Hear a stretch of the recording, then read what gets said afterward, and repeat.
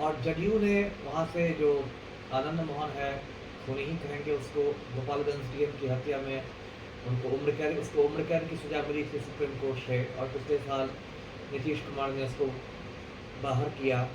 तो उसकी पत्नी लवली आनंद राजद में थी, और पिछला विधानसभा चुनाव उन्होंने राजद के टिकट पर सहरसा से लड़ा था।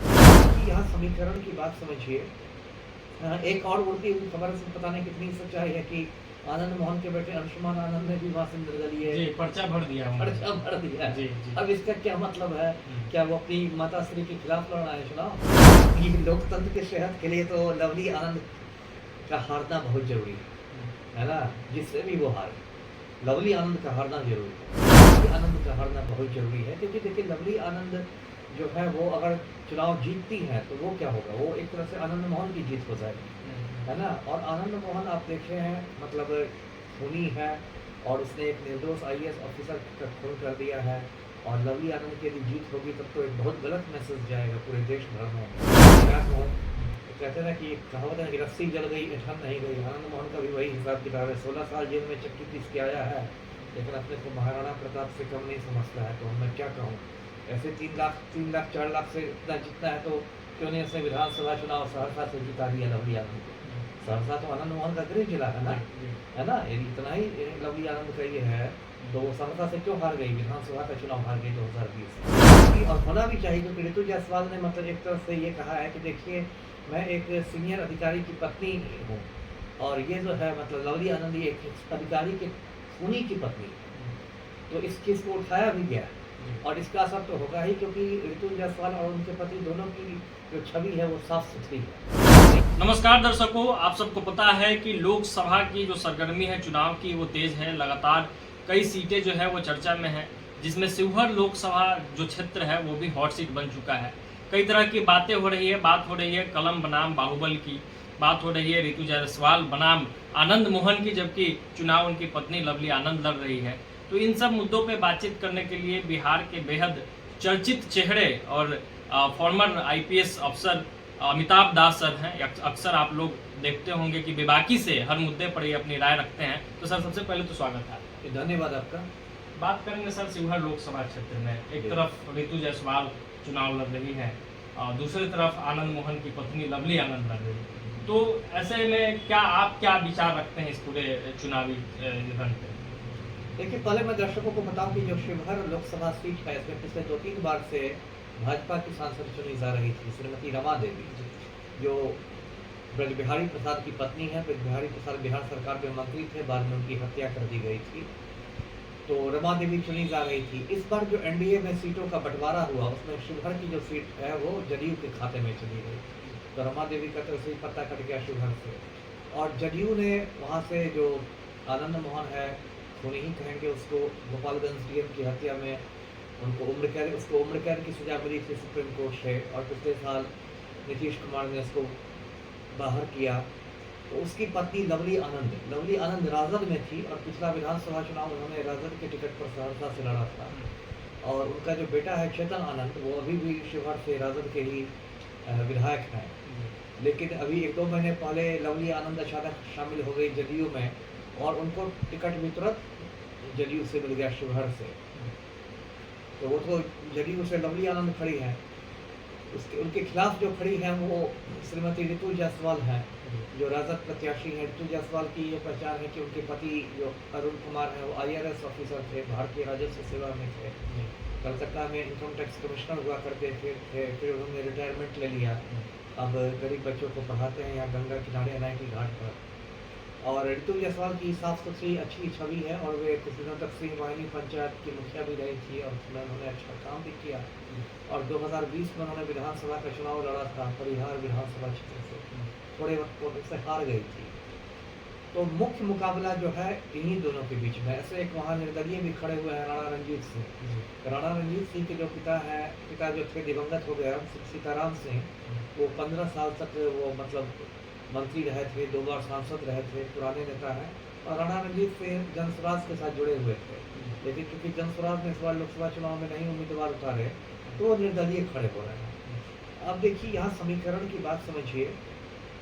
एक और उड़ती हुई खबर से पता नहीं कितनी सच्चाई है कि आनंद मोहन के बेटे अंशुमान आनंद ने भी वहाँ से निर्दलीय जी, पर्चा भर दिया उन्होंने। पर्चा भर दिया। जी, जी। अब इसका क्या मतलब है? क्या वो अपनी माताश्री के खिलाफ लड़ रहा है चुनाव? तो थोड़ा कंफ्यूजन है इसको लेके। तो देखिए मेन मुकाबला जो है ये त्रिकोणीय भी नहीं लग रहा है, मेन मुकाबला तो मुझे सीधा मुकाबला लग रहा है ऋतु जायसवाल और लवली आनंद के बीच। बीच में तो मेरा ये भी प्लान था, क्योंकि मैंने आनंद मोहन की रिहाई का डट कर विरोध किया और हाई कोर्ट में मैंने PIL भी किया, जनहित याचिका भी की, और मैंने कृष्णैया साहब की जो पत्नी है श्रीमती उमा देवी हैदराबाद में रहती हैं, उनसे भी मैंने संपर्क किया था। मेरे ही समझाने बुझाने पर उन्होंने सुप्रीम कोर्ट में केस किया है और केस में भी सुनवाई चल रही है, जल्दी ही पूरी होगी। तो मेरी तो ये भी योजना थी कि श्रीमती उमा देवी को निर्दलीय चुनाव लड़ाया जाए वहाँ से शिवहर से श्रीमती लवली आनंद के खिलाफ, जी। लेकिन कुछ कारणों से उसमें नहीं हमें सफलता मिली। तो अभी तो देखिए आज की तारीख में मुझे जो लग रहा है कि मेरी समझ है तो मुझे ऋतु जायसवाल का पलड़ा भारी लग रहा है। इसकी एक वजह ये भी है कि जो रमा देवी का टिकट कट गया, उसको लेके बिहार में जो होता है जातीय जो राजनीति होती है उसमें है कि एक वैश्य समाज में एक थोड़ी नाराजगी देखने को मिल रही है। एक तो ये वजह है ऋतु जायसवाल के को फायदा मिलने का, और दूसरी वजह है कि जो राणा रणजीत सिंह है उन्होंने इसको स्थानीय बनाम बाहरी का मुद्दा बना दिया है। उनका कहना है कि मैं यहाँ का स्थानीय नेता हूँ, मेरे पिताजी भी यहाँ सांसद थे, और ये जो लवली आनंद ये तो बाहर से आई है, सहरसा से आई हैं, और राणा रणजीत से उसी जाति के हैं, राजपूत जाति के हैं जिससे लवली आनंद आती है, तो वो लवली आनंद को थोड़ा बहुत तो नुकसान पहुँचाएंगे ये राजपूतों का वोट करके। तो आज की तारीख में असली परिणाम तो 4 जून को आएगा, लेकिन अभी की तारीख में मुझे इसमें ऋतु जायसवाल का पलड़ा भारी लग रहा है। लोकतंत्र के सेहत के लिए और शिवहर के सेहत के लिए आपको क्या लगता है कि किसका जितना ठीक रहेगा? ये लोकतंत्र के सेहत के लिए तो लवली आनंद का हारना बहुत जरूरी है ना, जिससे भी वो हारे, लवली आनंद का हारना जरूरी है। मैं ये नहीं कर सकता कि ऋतु जायसवाल जीते या मतलब राणा रणजीत सिंह जीते, या ये क्योंकि फिर तो हो जाएगा कि मैं किसी मतलब पार्टी की ओर से बोल रहा हूँ, पार्टी का प्रचार कर रहा हूँ।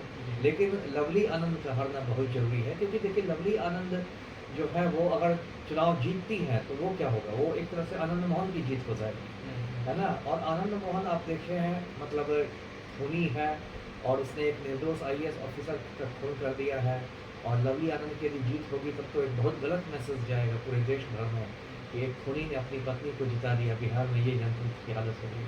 तो आपके चैनल के माध्यम से मैं अपील करूंगा शिवहर की जनता से, शिवहर के मतदाताओं से कि लवली आनंद को चुनाव हराने का काम करें। आनंद मोहन तो अभी भी उसी रुआब में उसी तेवर में घूम रहे हैं और जीतने का दावा कर रहे हैं कि 3 लाख 4 लाख वोट से जीत जाएंगे। अब ये सब तो अब मैं क्या कहूँ, कहते हैं ना कि कहावत है कि रस्सी जल गई ऐठन नहीं गई। आनंद मोहन का भी वही हिसाब किताब है, 16 साल जेल में चक्की पीस के आया है, लेकिन अपने को महाराणा प्रताप से कम नहीं समझता है। तो मैं क्या कहूँ, ऐसे 3 लाख 4 लाख से इतना जीतना है तो क्यों नहीं ऐसे विधानसभा चुनाव सहरसा से जिता दिया लवली आनंद को। सहरसा तो आनंद मोहन का गृह जिला है ना, है ना। यदि इतना ही लवली आनंद का ये है तो वो सहरसा से क्यों हार गई, विधानसभा का चुनाव हार गई 2020 में।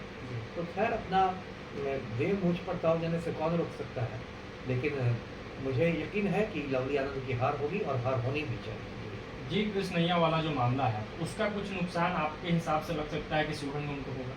एकदम होगा, क्योंकि और होना भी चाहिए, क्योंकि ऋतु जायसवाल ने मतलब एक तरफ से ये कहा है कि देखिए मैं एक सीनियर अधिकारी की पत्नी हूँ, और ये जो है मतलब लवली आनंद एक अधिकारी के खूनी की पत्नी, तो इस केस को उठाया भी गया और इसका असर तो होगा ही, क्योंकि ऋतु जायसवाल और उनके पति दोनों की जो छवि है वो साफ सुथरी है। मैं नहीं कर रहा कि राजद के सारे लोग साफ सुथरे हैं, लेकिन कम से कम शिवहर में ऋतु जायसवाल की छवि जो साफ सुथरी है, और लवली आनंद की तो अपनी कोई पहचान नहीं, जो ले दे के एक पहचान है आनंद मोहन की पत्नी की है, तो कोई बहुत अच्छी पहचान तो नहीं है, ये या फिर खूनी की पत्नी है। और जिस तरह से देखिए चेतन आनंद ने 12 फरवरी को मतलब एकदम रातों रात पलटी मारी, उसका भी एक गलत मैसेज गया है, क्योंकि एक दिन पहले तक विश्वास मत 12 फरवरी को पलटू राम ने प्राप्त किया, एक दिन पहले तक टीवी पर दिखा रहे थे लोग कि चेतन आनंद बिल्कुल बैठे हुए हैं, है ना, तेजस्वी के आवास पर बिल्कुल गीत संगीत का आनंद ले रहे हैं, और अचानक उस दिन रात में डील हो जाती है नीतीश कुमार और आनंद मोहन के बीच लवली आनंद को लेकर, उनके टिकट को लेकर, और अंशुमान आनंद ने तो पाटलिपुत्र थाना में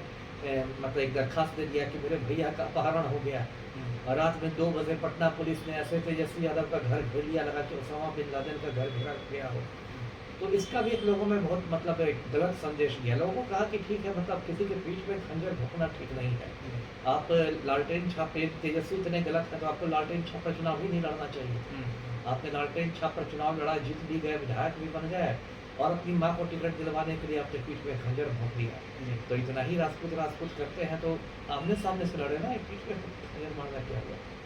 पहले आनंद मोहन और फिर लवली आनंद, फिर चेतन आनंद, अब कहीं ना कहीं डायरेक्ट इनडायरेक्ट रूप से अंशुमन आनंद को भी पर्चा भरवा दिया गया है, कारण जो भी हो। जी। तो परिवारवाद की इस राजनीति पर क्या करेंगे? और परिवारवाद तो पूरे भारतीय राजनीति की बीमारी है। इससे तो मुझे लगता है कि कोई पार्टी यदि कुछ हद तक कम्युनिस्टों को छोड़ दिया जाए तो मुझे नहीं लगता कि कोई पार्टी इससे अछूती है। भाजपा वाले जो नरेंद्र मोदी इतना भाषण देते हैं परिवारवाद के खिलाफ, आप बिहार के संदर्भ में ही देखिए कितने भाजपाइयों को परिवारवाद पर टिकट दिया गया है। यहीं पर पटना साहिब में ठाकुर प्रसाद के बेटे रविशंकर प्रसाद को टिकट दिया गया है। नवादा में सीपी ठाकुर के बेटे विवेक ठाकुर को टिकट दिया गया है ना। पश्चिमी चंपारण में मदन प्रसाद जायसवाल के बेटे संजय जायसवाल को टिकट दिया गया है। या चिराग पासवान को लीजिए, बहुत बिहारी फर्स्ट करते थे, टिकट देते समय बहनोई फर्स्ट हो गया। जमुई से उन्होंने अपने बहनोई को दिया ना। तो ये तो परिवार, और जो आप कह रहे हैं वो तो दिख ही रहा है। आप राजपूत की बात करते हैं, ये आनंद मोहन, तो क्या बस आप ही के परिवार में राजपूत है और कोई राजपूत नहीं है ना। अब फिर कुछ दिन बाद पता चला कि जो एक बेटी बची हुई है सुरभि, वो भी चुनाव लड़ेगी। फिर पता चलेगा कि जो दामाद है राजहंस कुमार सिंह, वो भी इस्तीफा देकर राजनीति में आ रहे। तो ये तो परिवारवाद है, जातिवाद, परिवारवाद, अपराध सबका एक क्या कहिए जहरीला से मिश्रण है। बहुत बहुत धन्यवाद सर, आपने जी आपका। तो अमिताभ दास सर थे, इन्होंने हमेशा की तरह बड़े बेबाकी से शिवहर लोकसभा क्षेत्र और थोड़े से बिहार के राजनीति पर भी अपना पक्ष इन्होंने रखा। इस पूरे मुद्दे पर आप क्या कुछ सोचते हैं, कमेंट बॉक्स में अपनी राय और प्रतिक्रिया जरूर दीजिएगा। बहुत बहुत धन्यवाद। जय हिंद, जय बिहार।